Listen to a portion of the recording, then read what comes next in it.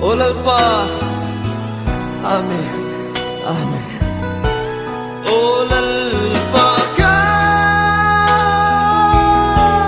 Til di som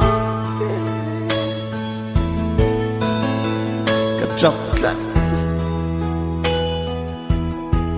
Kan ngurang Kan ti suante